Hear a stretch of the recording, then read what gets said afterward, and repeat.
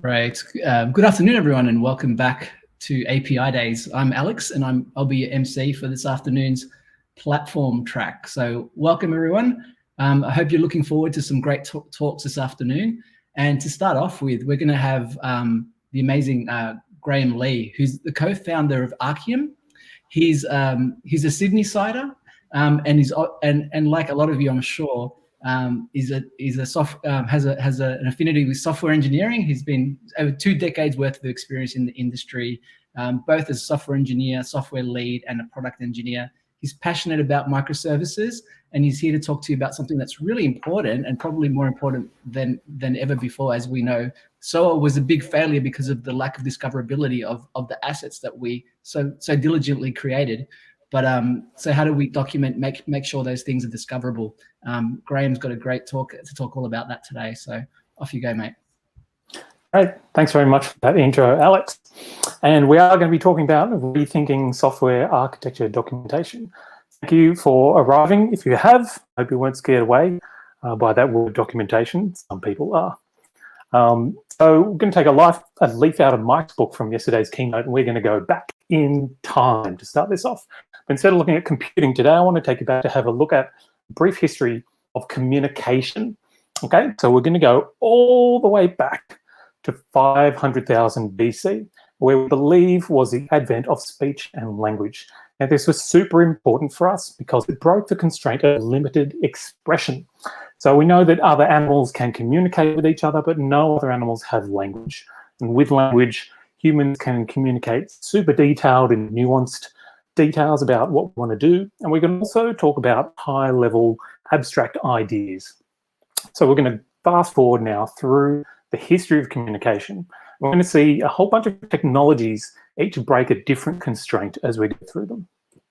So going forward a whole order of magnitude, we get to painting. People start painting on walls, and that's broken the constraint of time. So now I don't need to be present when you tell your story in the cave. You can draw your story on the wall, and I can look at it next week or maybe in 50,000 years' time. We go forward another order of magnitude, and we get to writing. Writing broke the constraint of density. So your picture on the cave wall can only communicate so much information. But with writing, you can fit a whole lot more information about your story into the same small space. In 2500, we get to papyrus and parchment. And this broke the constraint of location. So now instead of me having to go to the cave where you wrote your story for me to see it, you can write it on papyrus and send it to me. So the location constraint is broken. Huge jump forward now to the 15th century, and then with the printing press, we break the constraint of expensive duplication. If we think thousands of people should hear your story, we no longer need to pay people to write out thousands of copies. We can do that very cheaply. In the 19th century, we saw the electric telegraph. This broke the constraint of latency. So now, instead of taking time for your story to move from one place to another, we can send it at the speed of light. This is amazing. Humans in 1831 communicated long distance at the speed of light. Radio communication then broke the constraint of physical connection. So we now talk at light speed without even being connected. So I can hear your story even if you're on a ship in the middle of the sea. We're going to skip a whole bunch of things that also broke constraints: the fax machine, film, phonograph, broadcast radio, and television. We're going to jump forward to the 1970s, where digital storage finally got to the point where it broke the constraint of density again, so that now we can take the story of your whole life and put it in a tiny little storage device. Later on, the World Wide Web broke the constraint of access to publication. Now, if you want your story to get out, you don't need a book deal or to own a TV station. You can just put it on the internet yourself, and anyone who wants to get at it can get at it. And then finally, as we go into this, sorry, my slides have, here we go. As we go into this millennium, we see smartphones, which broke the constraint of physical connection to the internet, so that we're now able to connect to the internet without actually being connected to a computer. And so we get to API days, where we're using speech and pictures and writing and video, and we're communicating at light speed all across the world without permission from anyone through a network that I'm not even physically connected to. Why do I want to tell you all of that? I want you to take 3 things away from this. The first thing is that lots of the progression of human communication has been about recording information. And there's another word for recording information, That word is documentation. A lot of our technologies have been about documentation. The second thing I want you to take away from this is that as we break the constraints of knowledge flow, technology accelerates and society advances. Say that again. As we break the constraints around knowledge flow, technology accelerates and society advances. And wouldn't it be great to have that same feedback loop within our own organizations? The third thing I want you to take away from this little timeline is that conversation is a 500,000-year-old technology. And we'll come back to it again later. So my name is Graham Lee. I'm the co-founder of Archium, and I was going to give you a talk called Rethinking Software Architecture Documentation, but I decided to give it a little rename and instead call it Increasing Software Architecture Knowledge Flow. And the reason for that rename is that documentation is not really what we want to achieve. What we want to achieve is knowledge flowing through our organization. And documentation is a great way to achieve that, but I want to keep us focused on the end goal, which is this knowledge flow. So at the end of this talk, I hope you'll come away with why I think increasing knowledge flow is important, and also some ideas of how to increase software architecture knowledge flow in your own organization. I'll also give you a little peek at Archium, but this talk is not primarily about demoing Archium. So let's just go back to this documentation word for a second, and let's strike out this stereotype of documentation being about an architect in a corner office writing specifications. So we know that architects don't have a monopoly on architecture information. We'll go into that a bit more. We know that specs aren't the only way to communicate information. And it's 2021 in a pandemic. Almost no one is in a corner office at the moment. So this statement is completely false. When we talk about software architecture documentation, what we're really talking about is knowledge sharing that's unconstrained by things like time, location, and departmental boundaries. But why should we be thinking about architecture knowledge flow? The reason is that software engineering has changed. The pace at which we change our systems has accelerated. It's accelerated several orders of magnitude. And whether you're using Agile, Scrum, XP, you focus on DevOps or Lean or whatever it is, every organization is pretty much trying to get to the same end goal, which is trying to deliver much smaller batches of changes, much more frequently. We're accelerating change as much as possible. And there's a few things supporting that. So part of that is our systems have become more automated. We've got automated testing, continuous deployment, infrastructure automation, and a whole bunch of others. And that automation is allowing to get these changes from our minds to our users much quicker. Our systems are also becoming more distributed and complex as a result of us trying to get these changes out faster. In 2020, the O'Reilly team did a microservices adoption survey, and they found that 75% of respondents to that survey say their organization is already doing microservices. In the same, Postman did their State of APIs report, and they found that 50% of people were excited about the possibility of using microservices in the future. That means that a whopping 125% of organizations are either already using microservices or about to use microservices, which I think you'll agree is an amazing result. Something else that's changing in software engineering, that our teams are becoming more autonomous. We're taking away many central mandates, less about telling people what to do and how to do it. And we're increasing trust. We're telling people the goal we want them to get to, and giving them a lot of trust to make it that way themselves. And you might see that coming through management in OKRs, through product, through the way they want to design things, or through engineering leadership, following some of the team topologies. But they're all aiming for the same thing of teams being able to be decoupled from the other things that are going on in the organization. And all this change, it's actually a good thing. So the DevOps report done by Dora has actually done some really good statistical work to determine predictors of organizational performance. And if we zoom in here to the things that increase organizational performance, we'll see that having not heavyweight processes like Agile are great. Having loosely coupled architectures like microservices are great. We see deployment automation and automated testing and a bunch of other things which are accelerating our change and which are shown to increase software development performance, which itself increases organizational performance. So software engineering has changed, it's changing for the better. Now, because of that, software architecture knowledge flow is more important than ever. The how are those two connected? The creation of architecture knowledge has become decentralized as part of this movement to autonomy. That means that everyone is contributing to knowledge flow. And so contributing to the knowledge flow becomes part of everyone's role and everyone's responsibility. We can't rely on a single person to try and make sure everyone knows how the system should be working, because the knowledge is around everywhere. Everyone needs to be talking about it. So DevOps and microservices have allowed us to decouple teams' delivery. So now when a team finishes a piece of work, they can move that into production without coordinating with the other people around them. But while the delivery is decoupled, teams are still depending on the work of other people at runtime, and they have others depending on them. So when we have our microservices diagram that shows these services depending on each other, we can often just slap over the top of that we have teams that are also depending on each other. This is important for knowledge flow because for teams to be able to work in this environment well, they need both inbound and outbound knowledge flow.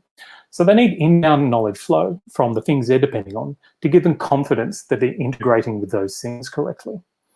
And they should also be providing outbound knowledge flow to their dependents to minimize the confusion of the people using their software, minimize failures, and also minimize expensive coordination. And of course, it's important to keep in mind that with knowledge flow, it's always good to think about it as going both ways. Even though you mostly will be sending information out, you also want to be getting feedback from the people who are integrating with you. Agile and similar processes mean there's now far few big plans about what we're doing. Instead, each team is building their own plan as they go and maybe even updating their plan daily. And those changes each create new knowledge. And that knowledge needs to flow to people whose upcoming work and decisions might depend on those changes. So the rapid change means we need to push the knowledge out as fast as we can. Architectures are becoming more complex, we've seen, and that means that no one can keep the architecture in their head anymore. Because of that, teams need access to knowledge about how the higher level design and behavior of the system. They need to understand what it does and how they can improve it as they work with it. Now, this complexity means that a single big picture is probably useless, like the one on the right here, which is a visualization of Twitter. This diagram doesn't really tell us much, except that it's really complex and that looking at it at this scale is not much use. So the big picture knowledge that we need actually needs to be filterable. We need to be able to zoom into smaller parts of that to get really good understanding. It needs to be linked, and it needs to be explorable for it to be useful. Again, the DevOps report has done some excellent statistical work here. They've looked at productivity and what causes productivity, and they found that part of that is that investment in documentation and knowledge discovery is predictive of productivity. So documentation doesn't make us less productive, it makes us more productive, as long as we can find it. So we need knowledge flow more than ever. Are we actually good at it? With the rise of Agile methods, documentation has taken a backseat in many organizations. You have probably heard from someone at some point, we're Agile, we don't do documentation, which is an interesting thing. And you might have a question in your mind, actually, isn't Agile against documentation? And it certainly has a lot of things to say about big design up front and having mountains of documentation. But we have to not fall into the temptation of swinging the pendulum all the other way so that we have no design up front and no documentation. Agile wasn't against these things. Agile was borrowing from lean manufacturing. And so Agile methods are actually anti-waste. So when you look at what Agile has to say about design and documentation, it's actually against wasteful design and wasteful documentation. And yes, the Agile Manifesto has a big call out to face-to-face communication. And that is a really good way to communicate about lots of things, but we cannot rely on it entirely, because if we rely on conversation, we regress our communication technology by 500,000 years. We can get a little bit more data about this from the Postman State of APIs report, where we see that when people want to learn about APIs, published API documentation is the second most important way that they look to find information about APIs.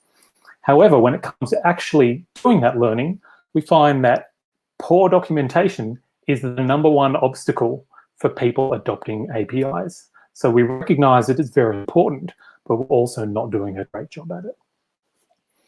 So where are we? We've covered the why. Why should we increase knowledge flow? Because software engineering has changed, knowledge flow is more important, and we're not very good at it yet. So how do we increase knowledge flow? The key principle to remember with increasing knowledge flow is that the changes to our systems have become frequent and iterative and automated. So our knowledge flow needs to follow suit. It needs to become frequent and iterative and automated. So we're going to go through some of the approaches that Agile organizations are using to increase architecture knowledge flow. And the first one is a massive innovation. It's called short design documents. We're not writing big ones anymore. Let's write short ones. It's actually a really good idea. They're also called one-pages by some people, or RFCs, meaning request for comment. And the idea is that you describe the design of a single service in your system, or maybe of a single feature in your system. It's very similar to the content of an architecture spec, but much less formal. The idea is we're not designing the whole system at once. We're implementing it in iterations. And so we design in small iterations as well. Now, in contrast to an architecture spec, the primary purpose of a design document is usually to seek feedback. That's why people call them RFCs. It's not about communicating instructions from a designer to other people who will go and do the work.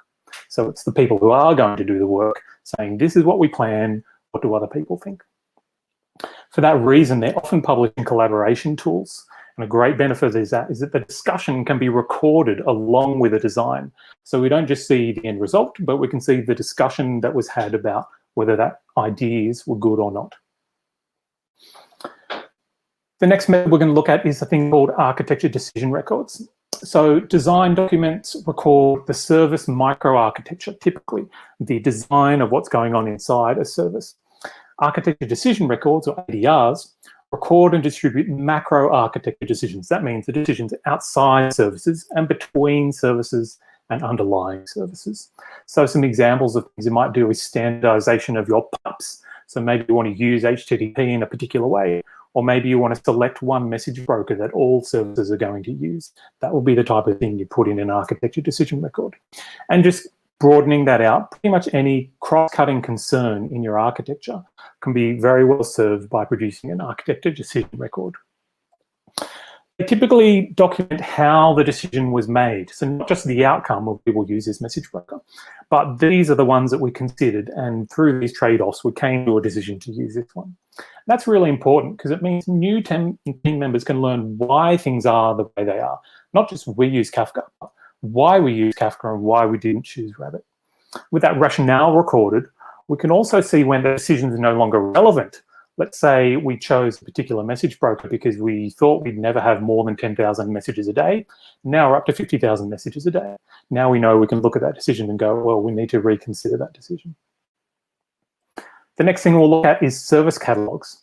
So service catalogs describe every service of the system in brief in one place. And there's different to design documents, which are not brief, they're much longer, but also they might not be in one place. They might be spread around, or they might be in one big folder that's not very organized. The idea with service catalogs is that things are organized, so people can come and find information very easily.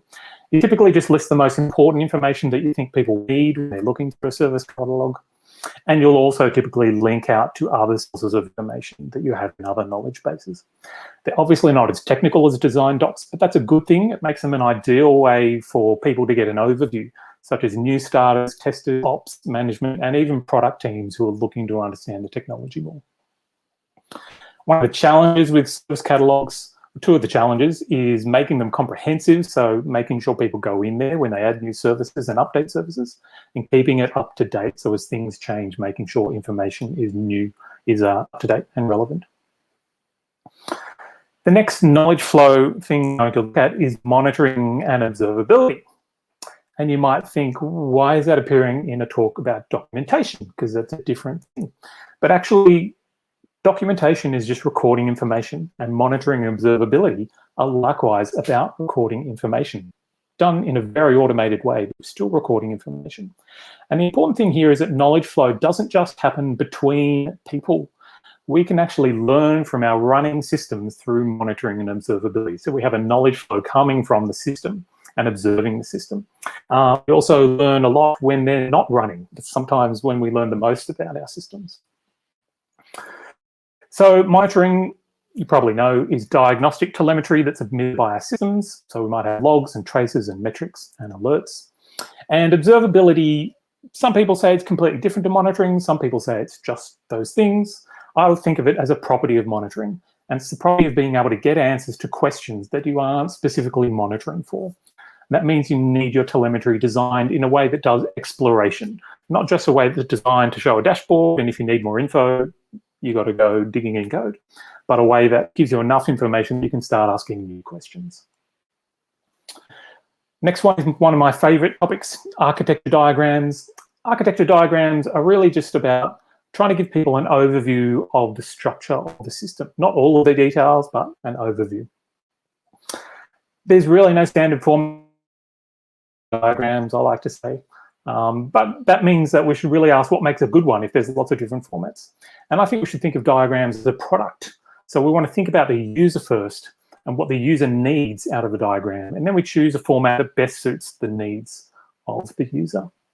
There's two ways to get to a diagram. You do some work, and at the end of the work, you might just get a diagram. Whoopee, if you want another diagram, you've got to go back and start from scratch. Or you can use your work to create an abstract model where you describe the system in some way that a computer can understand. And then from that model, you can produce multiple diagrams, different views. This is where we start to look at the filtering and exploring that we were talking about earlier.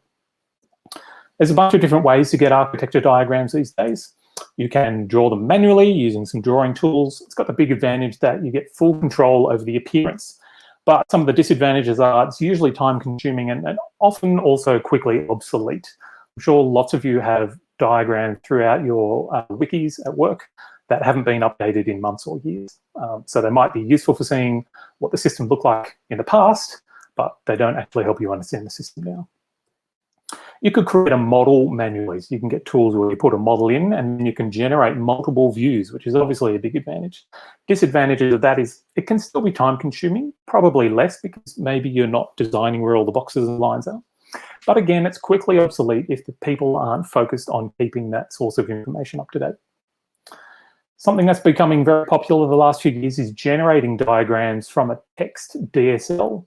So the idea is there you have some format in a text. You describe the diagram basically in a text format, and then a tool takes that description and turns it into a diagram. The advantages of that are that it's obviously quite fast to write a text file, and you're focusing on the information instead of, again, where the boxes and lines are. Again, the disadvantage is it's usually done manually, and so it can still get obsolete. We're going to look at two things that are a bit more automated now. The first one is generating a model from code. So we're going to generate diagrams from the model, but we're also going to generate the model from code.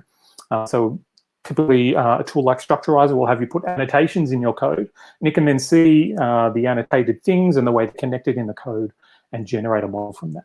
Big advantage there is that you've now got a model that's as up to date as your annotations. So if you're keeping those annotations up to date as you change the code, then you've always got an up-to-date model which can create fresh diagrams.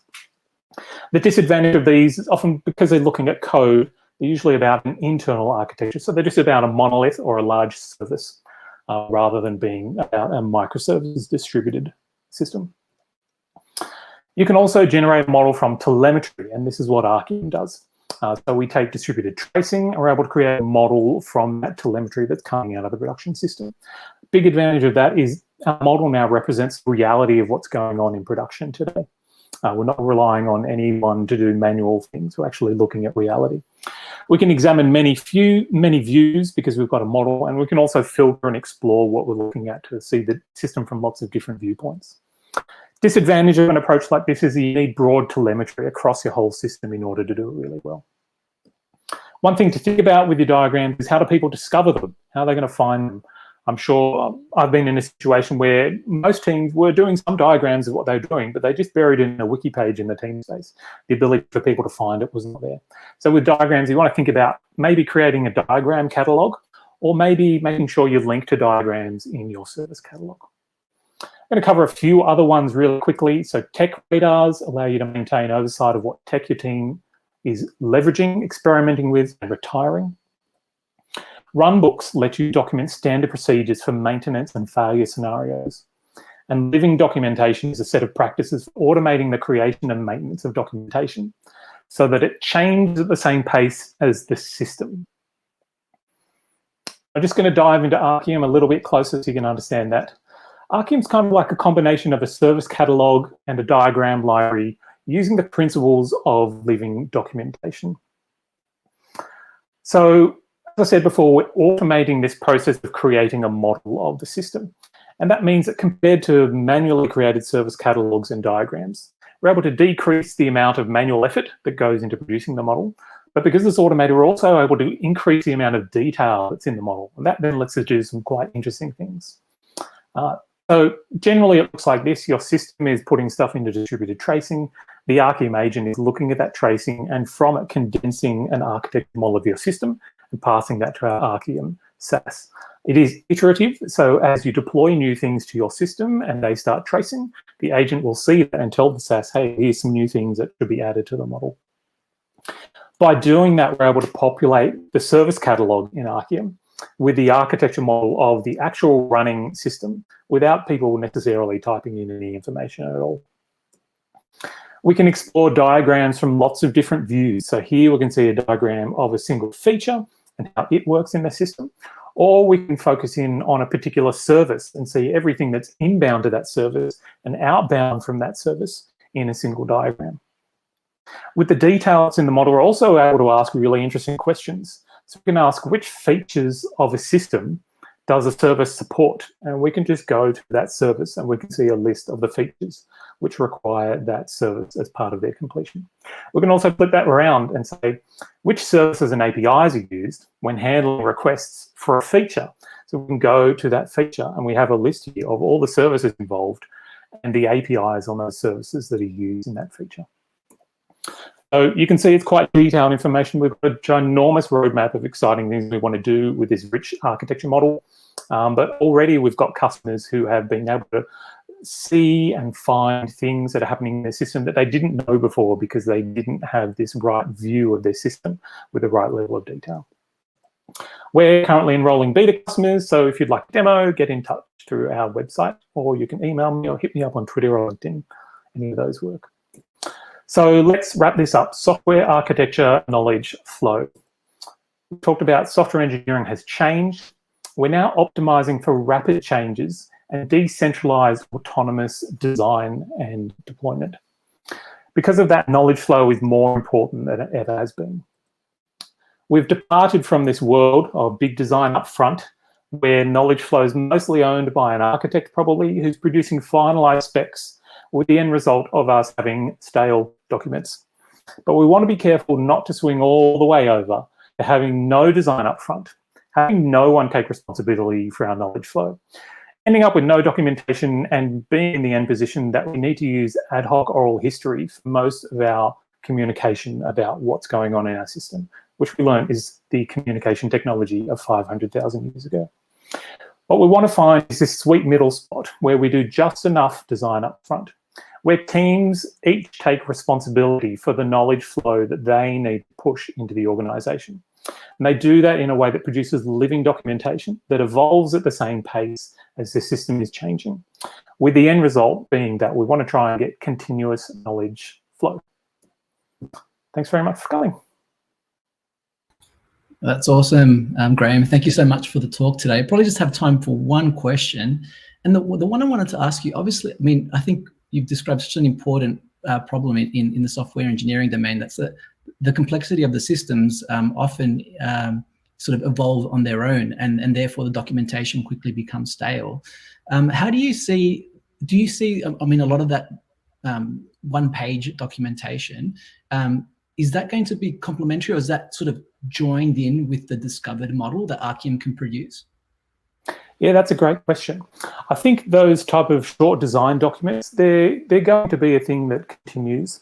And like the architecture decision records, they're kind of a point in time history. Here's a bunch of thinking that we did that went into a decision. But what's important is that we do link them into the bigger system. So one thing that I found when I talk to people who have architecture decision records and short design documents is that often there's a discoverability problem. So while they have this great knowledge that's floating around, the ability for people to find it is quite small. Even in an organization with hundreds of developers, they might have one folder that has all their design documents in it. And so something we want to do with service catalogs is make sure that we're trying to bring all that information into one place and organize it. So there's a real discovery problem that needs to be solved. And we see that a tool like Archium that's automatically getting, an architecture of the system, which is a really natural way for engineers to organize something. A hierarchy on a Confluence page is not a real natural way for engineers to organize stuff. We kind of understand the system. So if we can organize the system within that picture of the system, organize our documentation within that picture of the system, we think that's going to help people find much better information, which will in turn help them keep it up to date and relevant. That's awesome. Well, thank you so much, Graham. We're at time, but we had really interesting talk today. Thank you.